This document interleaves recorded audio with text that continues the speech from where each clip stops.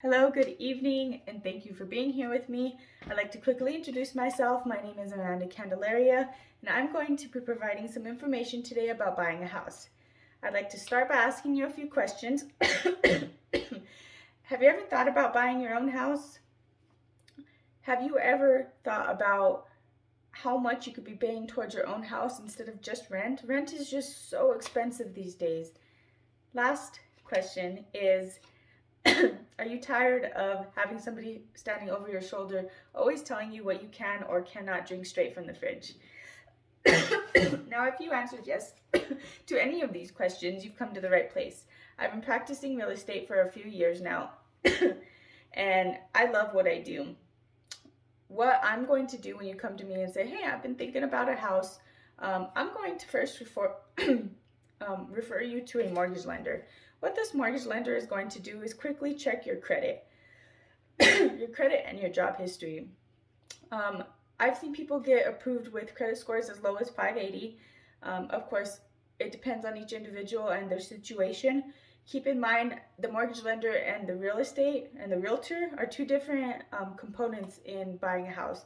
The mortgage lender is going to do everything financially, and I'm going to be doing the paperwork on the buying of the house. And showing you the houses. So I like to make sure that you're aware of that, so you know where to take your questions, because that's very important to know who you can ask the right questions to. Now, I'm always available, so keep that in mind.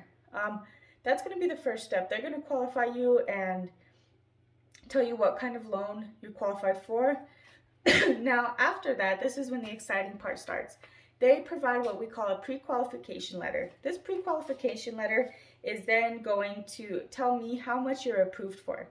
Once I know how much you're approved for, as well as you, that's when we go out and look at houses. Once we find the house that you just absolutely love, we then put what we call an offer on.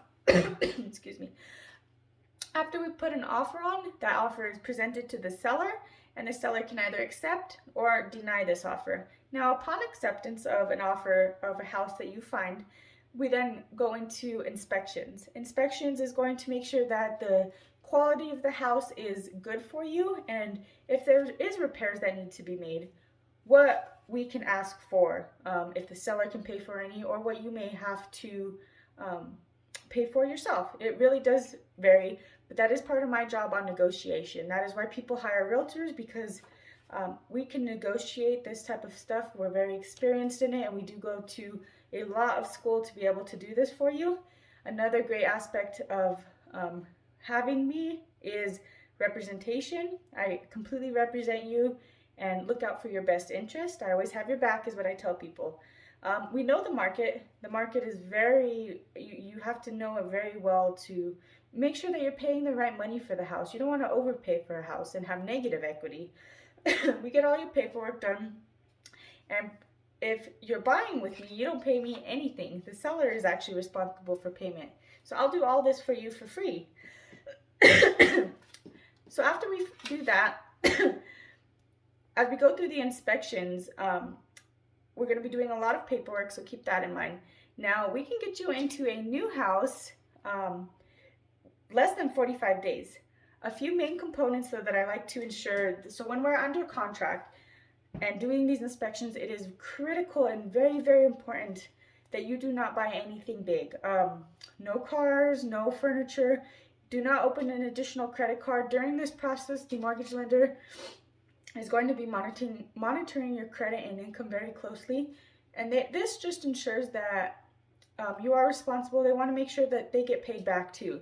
So that is a very, very important thing that I always make sure my clients are aware of, is if you do need to purchase something, just talk to your mortgage lender and run it through them and see what that's going to do to affect this transaction. So after all that is done, we go from what we call sale pending. That's when you're in contract. So once everything is said and done, we can get you absolutely closed and what we call sold in less than sometimes 45 days. So that is very, very exciting, and I just absolutely love to help new home buyers. It's so exciting for me to see, and or selling. So selling and moving into a new house. Either way, it's very beneficial, and I just absolutely love what I do. Nonetheless, there's a few myths that I've heard on social media that I'd like to go over. One is being you need 20% down for a house. These days you really don't. Now keep in mind, the more you can save for a house as your down payment, the better. It gives you more negotiation power because cash is king, as most people know. Especially in a seller's market, which we are in now. It's very competitive out there for buyers, so the more you have down, the better. Now, I've seen people get approved and into a house in 3.5%. It really depends what that mortgage lender is qualifying you for, so keep that in mind. You don't need 20%. I've also seen that it's cheaper to rent than own. Now, in an aspect, it may be yes. You are responsible if you buy a house for the house. So if something breaks, a maintenance man cannot come and help you. You do need an additional little savings that I recommend to always have, because it's very important in case something breaks, and stuff does, trust me. I'm a homeowner, and we had a water leak last year, and sinks are breaking, or you need to replace a toilet, stuff that you would never even think of. So always have a little savings. Now, excuse me. In conclusion, the purchase of real estate typically only appreciates as time goes on. You do gain equity in your house, and you can sell it for more. That's typically why people invest. Or you can have it as a rental, and people sometimes rent out that paid off house and put it towards a new house, and the process goes on and on. That's why people invest in multiple real estate houses. And basically, I only touched on a few quick components of the home buying process, from the mortgage side to what I do, a few myths. And I'd like to end this speech with a quick quote. As Andrew Carnegie said, 90% of all millionaires become so through owning real estate.